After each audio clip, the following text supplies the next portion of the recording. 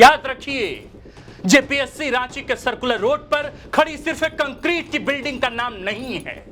यह उन लाखों परिवारों की उम्मीदों का केंद्र था, जहां एक गरीब बाप अपना खेत गिरवी रखकर अपने बेटे को अफसर बनाने का सपना बोता था। लेकिन अफसोस, आज यह संस्था सपनों का कब्रिस्तान बनती जा रही है। 18 साल का लंबा इंतजार, बीच रास्ते में रद्द होती परीक्षाएं, गलतियों से भरे प्रश्न पत्र और सालों साल कोर्ट की फाइलों में लटके रहने वाले रिजल्ट। सवाल अब झारखंड की सत्ता के गलियारों में बैठे हुक्मरानों से है। सवाल जेपीएससी के उन कर्णधारों से है जो बंद कमरों में बैठकर युवाओं की किस्मत की लकीरें मिटा रहे हैं। हमें आश्वासन नहीं, जवाबदेही चाहिए। हमें तारीखें नहीं, पारदर्शी नियुक्तियां चाहिए। 18 साल, एक पूरी पीढ़ी जवान से अधेड़ हो गई। झारखंड के जो छात्र 2008 में लेक्चरर प्रोफेसर बनने का सपना देख रहे थे, उनकी दाढ़ी सफेद हो गई। इंतजार की इंतहा देखिए कि जिस उम्र में इंसान रिटायरमेंट की योजना बनाता है, झारखंड के छात्र उस उम्र में अपनी पहली पात्रता परीक्षा की बाट जोह रहे थे।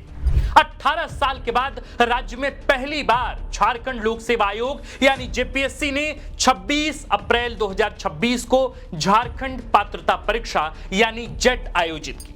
उम्मीद थी कि 2 दशकों के वनवास और लंबी तैयारियों के बाद हो रही इस परीक्षा में सब कुछ ऑल इज वेल रहेगा। लगा था कि सिस्टम ने अपनी पुरानी गलतियों से कुछ सीखा होगा, लेकिन हुआ क्या? वही हुआ जो जेपीएससी के डीएनए में है, तमाशा, कुप्रबंधन और नाकामी। कहीं प्रश्न पत्रों की कमी ने छात्रों का बीपी बढ़ाया, तो कहीं छपाई ऐसी थी कि अक्षर पढ़ने के लिए आपको आंखों पर माइक्रोस्कोप लगाना पड़ जाए। 18 साल के लंबे इंतजार के बाद जब इम्तिहान की घड़ी आई, तो आयोग को आधे रास्ते ही एजुकेशन और उड़िया जैसे विषयों की परीक्षा रद्द करनी पड़ी। कल्पना कीजिए उन छात्रों की जो राज्य के सुदूर कोने से अपना पेट काटकर और किराया जुटाकर परीक्षा केंद्रों तक पहुंचे थे। उन्हें बदले में क्या मिला? सिर्फ और सिर्फ मानसिक प्रताड़ना और रद्द का ठप्पा। यह सिर्फ एक तकनीकी गड़बड़ी नहीं है साहब, यह झारखंड के उन लाखों मेधावी छात्रों, युवाओं के भविष्य के साथ किया गया एक सिस्टमैटिक मजाक है, जिन्होंने अपनी जवानी किताबों और उम्मीदों के बीच खपा दी। आखिर कब तक जेपीएससी अपनी अक्षमता का बोझ छात्रों के कंधों पर डालती रहेगी?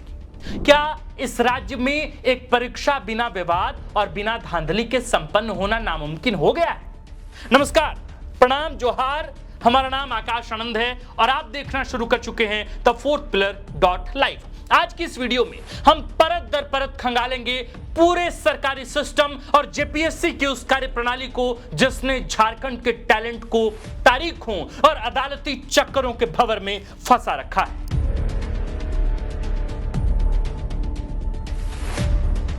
लेकिन यह मामला सिर्फ एक परीक्षा के फेल होने या 2 सेंटरों पर पेपर कम पड़ने का नहीं है। यह कहानी उस सिस्टमैटिक कोलैप्स की भी है जिसने हमारे उच्च शिक्षा तंत्र की रीढ़ को ही तोड़कर रख दिया है। आज झारखंड के विश्वविद्यालयों में शिक्षकों के 2500 से ज्यादा पद खाली पड़े हैं, जो सिर्फ निर्जीव आंकड़े नहीं है, नंबर्स नहीं है, बल्कि इस राज्य की बौद्धिक संपदा की बर्बादी का जीता जागता दस्तावेज है। जब हम इन आंकड़ों की गहराई में उतरते हैं तो रूहें कांप जाती हैं। मसलन पलामू के नीलांबर पीतांबर विश्वविद्यालय की हालत देखिए। यहां 230 स्वीकृत पदों में से 130 पद खाली हैं, यानी आधे से ज्यादा विभाग बिना कप्तान के चल रहे हैं। हजारीबाग के विनोबा भावे विश्वविद्यालय का हाल तो और भी भयावह है, जहां 770 स्वीकृत पदों के मुकाबले सिर्फ 197 नियमित शिक्षक कार्यरत हैं। वहीं धनबाद का बीबीएमकेयू अपनी स्थापना के बाद से ही शिक्षकों के अकाल से जूझ रहा है। यहां 144 पदों के विरुद्ध महज 50 शिक्षक ही मोर्चा संभाले हुए हैं। अब जरा सोचिए दोस्तों, जब क्लासरूम में गुरु ही नहीं होंगे तो झारखंड का भविष्य आखिर कैसे गढ़ा जाएगा? क्या जेपीएससी और शासन की गलियारों में बैठे नीति निर्धारकों को इस बात का रत्ती भर भी अंदाजा है कि 18 साल तक नियुक्तियां न करना किसी शैक्षणिक अपराध से कम नहीं है? आज हमारे कॉलेजों के कई महत्वपूर्ण विभाग सिर्फ एक गेस्ट फैकल्टी के भरोसे अपनी अंतिम सांसें ले रहे हैं। वह गेस्ट फैकल्टी जिसका अपना भविष्य खुद अनिश्चितता के भंवर में है। वह छात्रों के भविष्य को क्या दिशा और दृष्टि देगा? जहां राष्ट्रीय औसत 29 छात्रों पर एक शिक्षक का है, वहीं झारखंड में 83 विद्यार्थियों पर 83 स्टूडेंट्स पर एक शिक्षक का होना हमारी शिक्षा व्यवस्था के माथे पर सबसे बड़ा कलंक है। यह सिर्फ एक सांख्यिकीय अंतर नहीं है, बल्कि झारखंडी प्रतिभा के साथ किया जा रहा खुला और संगठित अन्याय है। अन्याय। विडंबना की पराकाष्ठा देखिए। भारी भरकम डिग्रियां लिए हुए मेधावी युवा सड़कों पर धक्के खा रहे हैं, अपनी उम्र के आखिरी दहलीज लांघ रहे और अवसाद डिप्रेशन की गर्त में जा रहे हैं। वहीं दूसरी तरफ हमारे कॉलेज गुरुओं के बिना बौद्धिक खंडर में तब्दील हो रहे हैं। यह स्थिति उस राज्य के लिए शर्मनाक है जो खुद को शिक्षा का हब बनाने का ढिंढोरा पीटता है। क्या यह प्रशासनिक सुस्ती जानबूझकर पैदा की गई है? क्या सिस्टम चाहता है कि यहां के छात्र सिर्फ कागजी डिग्रियां बटोरे, वास्तविक ज्ञान नहीं?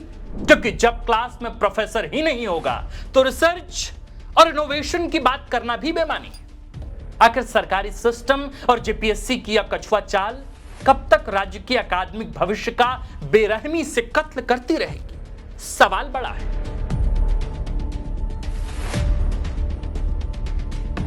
लोग पूछते हैं कि जेपीएससी इतनी नाकाम क्यों है? साहब, जवाब इसके वर्तमान में नहीं, इसके दागदार अतीत में छिपा है। पहली और दूसरी जेपीएससी परीक्षा में जो मेधा घोटाला हुआ ना, उसने इस संस्था की बुनियाद में ही भ्रष्टाचार का ऐसा जहर घोल दिया कि आज 24 बरस बाद भी यह संस्था उपकाई ले रही है। यहां मेरिट को चौराहों पर खड़ा करके नीलाम किया गया और चहेतों को रेवड़ियों की तरह अफसर की कुर्सियां बांटी गई। सीबीआई ने अपनी जांच में जो पाया वो किसी भी सभ्य समाज के लिए शर्मनाक है। कॉपियों में हेरफेर, नंबरों की जालसाजी और अपनों को उपकृत करने का नंगा नाच। नतीजा 55 अधिकारियों पर चार्जशीट हुई और आयोग के पूर्व अध्यक्ष को सलाखों के पीछे अपनी रातें काटनी पड़ी। झारखंड हाईकोर्ट के आदेश पर आज जेपीएससी के 11 परीक्षाओं की सीबीआई जांच चल रही है। 11 परीक्षाओं की।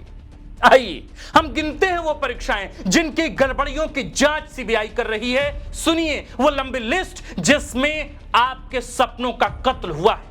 प्रथम और द्वितीय सिविल सेवा परीक्षा, सहायक और कनीय अभियंता परीक्षा, यूनिवर्सिटी में डिप्टी रजिस्ट्रार और व्याख्याता नियुक्ति घोटाला, झारखंड पात्रता परीक्षा और प्राथमिक शिक्षक नियुक्ति, चिकित्सा और बाजार पर्यवेक्षक नियुक्ति परीक्षा। और यह लिस्ट खत्म नहीं होती।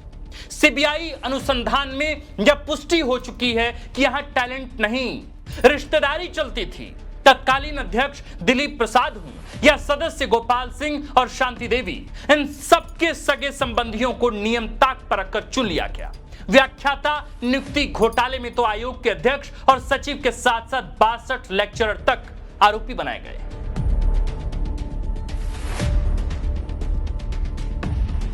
अब जरा जेपीएससी की कार्यप्रणाली का वो पैटर्न समझिए जिसने हजारों छात्रों की जवानी को दीमक की तरह चाट लिया है।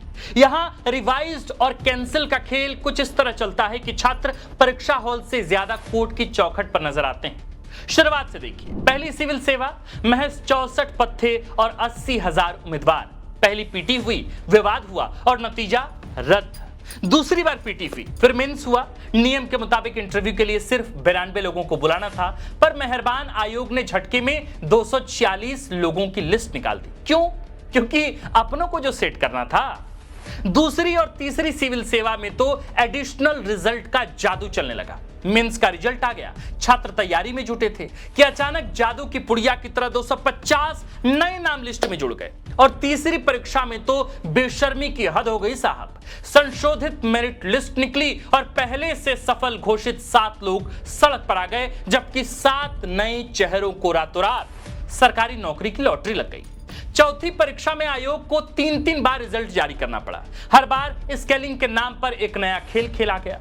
पांचवी परीक्षा में आरक्षण के नियमों की ऐसी धज्जियां उड़ी कि तत्कालीन मुख्यमंत्री हेमंत सोरेन को खुद दखल देना पड़ा और मेंस परीक्षा पर रोक लगानी पड़ी। साल भर तक छात्रों के सिर पर सस्पेंस की तलवार लटकती रही। छठी जेपीएससी तो पूरी तरह अदालती अखाड़ा बन गई। पीटी के रिजल्ट में एक बार नहीं 3-3 बार संशोधन करना पड़ा। जब कोर्ट ने डंडा चलाया तब कहीं जाकर नियुक्तियां हो सकी। वहीं बदहाल मंजर 7वीं से 10वीं परीक्षा में दोहराया गया। कहीं मॉडल आंसर गलत तो कहीं ओएमआर सीट ही गायब। 49 अभ्यर्थियों का रिजल्ट रद्द करना पड़ा और फिर फ्रेश रिजल्ट का आदेश आया। झारखंड का छात्र किताबों से ज्यादा कोर्ट के फैसलों की तारीखें और वकीलों की दलीलें याद रखने को मजबूर हो गया है। 11वीं से 13वीं सिविल सेवा का हाल देखिए। 11वीं से 13वीं मेंस परीक्षा जून 2024 में हुई और रिजल्ट आया मई 2025 में, पूरे 11 महीने बाद, वो भी तब जब छात्र रांची की सड़कों पर भूख हड़ताल पर बैठे। मूल्यांकन में गड़बड़ी के गंभीर आरोप लगे। आज स्थिति यह है कि नियुक्तियां तो हो चुकी, लेकिन तलवार अब भी लटकी है। झारखंड हाईकोर्ट ने साफ साफ कह दिया है कि सफल घोषित सभी 342 अभ्यर्थियों को प्रतिवादी बनाओ, क्योंकि इस केस का जो भी फैसला आएगा उससे उनकी नौकरी पर सीधा असर पड़ेगा। लापरवाही की इंतहा तो इस साल भी दिखी।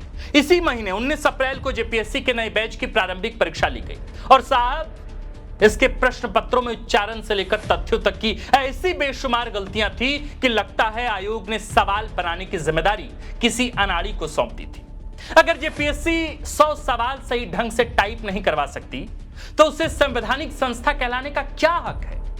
यह टाइपिंग एरर नहीं है साहब, यह एडमिनिस्ट्रेटिव बैंकरप्सी यानी प्रशासनिक दिवालियापन है। जेपीएससी की मॉडल आंसर की तो मिस्टर इंडिया हो गई है, आज आई कल गायब। इसी महीने सिविल सेवा पीटी की आंसर की जारी हुई और 24 घंटे में हटानी पड़ी। क्यों? क्योंकि इसमें गलतियों का अंबार था। क्या यह सिस्टम छात्रों के सब्र का इम्तिहान ले रहा है या उनकी बर्बादी का जश्न मना रहा है?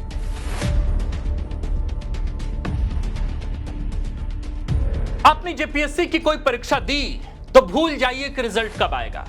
तकरीबन हर परीक्षा की यही कहानी है। जरा इस विडंबना को गौर से समझिए। सिविल जज यानी कि जूनियर डिवीजन की भर्ती, जिसका विज्ञापन साल 2023 में निकला था, आज भी अधर में लटकी है। जिस परीक्षा से सूबे को नए जज मिलने थे, उसे जेपीएससी ने गलत उत्तर कुंजी यानी कि आंसर की के भंवर में फंसा दिया। मामला जब अदालत की चौखट पर पहुंचा तो हाईकोर्ट को दखल देना पड़ा। नतीजा क्या हुआ? रिजल्ट क्या है?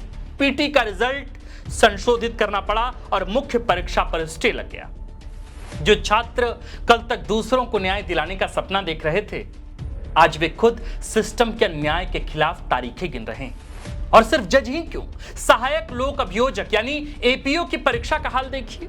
दिसंबर 2025 में बड़े तामझाम के साथ परीक्षा ली गई, लेकिन आज महीनों बीत जाने के बाद फिर रिजल्ट का कोई अता पता नहीं।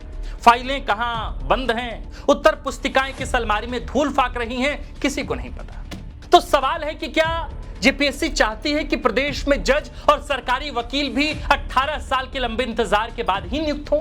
क्या आयोग भूल गया है कि न्याय में देरी न्याय न मिलने के बराबर है?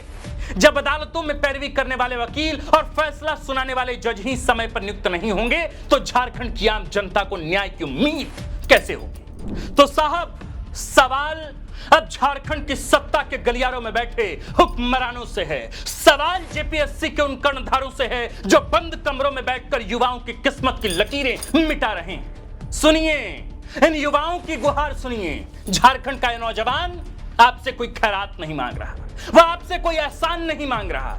उसे बस एक पारदर्शी परीक्षा कैलेंडर और एक सक्षम आयोग चाहिए। आयोग, उसे वह हक चाहिए जो इस राज्य की मिट्टी ने उसे दिया है। याद रखिए, जेपीएससी रांची के सर्कुलर रोड पर खड़ी सिर्फ एक कंक्रीट की बिल्डिंग का नाम नहीं है। यह उन लाखों परिवारों की उम्मीदों का केंद्र था, जहां एक गरीब बाप अपना खेत गिरवी रखकर अपने बेटे को अफसर बनाने का सपना बोता था। लेकिन अफसोस, आज यह संस्था सपनों का कब्रिस्तान बनती जा रही है। 18 साल का लंबा इंतजार, बीच रास्ते में रद्द होती परीक्षाएं, गलतियों से भरे प्रश्न पत्र और सालों साल कोर्ट की फाइलों में लटके रहने वाले रिजल्ट। क्या जेपीएससी की नजर में यही झारखंड मेधा का सम्मान है? क्या हमारे टैलेंट की कीमत सिर्फ इतनी ही है कि वह सिस्टम की नाकामी की भेंट चढ़ जाए? अब वक्त आ गया है कि इस प्रशासनिक बीमारी का परमानेंट इलाज किया जाए। कोरी घोषणाओं और आश्वासनों की बैसाखियों से अब काम नहीं चलेगा। अगर अब भी सुधार नहीं हुए तो याद रखिएगा, झारखंड का सबसे कीमती मिनरल यानी यहां का टैलेंट पलायन करता रहेगा, पलायन। हम सिर्फ फाइलों के मकड़जाल में उलझे रहेंगे और दूसरे राज्य हमारी युवाओं की मेहनत से रोशन होंगे। हमें आश्वासन नहीं, जवाबदेही चाहिए। हमें तारीखें नहीं, पारदर्शी नियुक्तियां चाहिए। साहब, हाथ जोड़कर आपसे पूछते हैं कि आखिर ये सब कब होगा, कैसे होगा, कितने दिनों में हो पाएगा? 18 साल बाद परीक्षा आयोजित होती है, उसके बाद भी आज जेपीएससी एक परीक्षा का आयोजन ठीक से नहीं करा पाती। तो सवाल है कि क्या यह सवाल नहीं पूछे जाएं? ये सवाल सत्ता में बैठे हुक्मरानों से ना पूछे जाएं, जेपीएससी में बैठे अध्यक्ष से ना पूछे जाएं, ये सवाल जेपीएससी में बैठे बड़े अधिकारियों से ना पूछे जाएं, ब्यूरोक्रेट से ना पूछे जाएं। द फोर्थ पिलर इन सवालों को अपनी आवाज से, अपने कलम से उठाना जानता है। इसलिए हमने आज इस वीडियो को आपके समक्ष प्रस्तुत किया है। बाकी आप इस वीडियो पर क्या सोचते हैं हमें कमेंट कर जरूर बताइएगा। आप देख रहे हैं द फोर्थ पिलर। हमारा नाम आकाश आनंद है, कैमरे के पीछे मनीष, और इस खबर कंटेंट रिसर्च स्क्रिप्ट को लिखा है झारखंड के वरिष्ठ पत्रकार वराची प्रेस क्लब के प्रेसिडेंट शंभुनाथ चौधरी सर ने। लेकिन जाने से पहले एक निवेदन आपसे, एक झारखंडी होने के नाते, एक झारखंडी पत्रकार होने के नाते आपसे हाथ जोड़कर विनती करता हूं कि इस वीडियो को झारखंड के हर अभ्यर्थियों तक पहुंचाइए, ताकि उनको यह पता चल सके कि झारखंड में एक संस्था द फोर्थ पिलर एक ऐसी आवाज भी है जो आपके हिस्से की आवाज उठाना जानता है। उन्हें बताइए कि द फोर्थ पिलर अगर आपने अब तक सब्सक्राइब नहीं किया है तो यह पता बिल्कुल आपका है, यह चैनल बिल्कुल आपका है, यह आवाज, यह माध्यम सब कुछ आपका है। आप हमारे साथ जुड़िए, एक विस्तृत परिवार बनिए, ताकि हम एक साथ एकजुट होकर आपके हिस्से, झारखंड के हिस्से के सवाल को बुलंद कर सके। बाकी देखते रहिए द फोर्थ पिलर। शुक्रिया।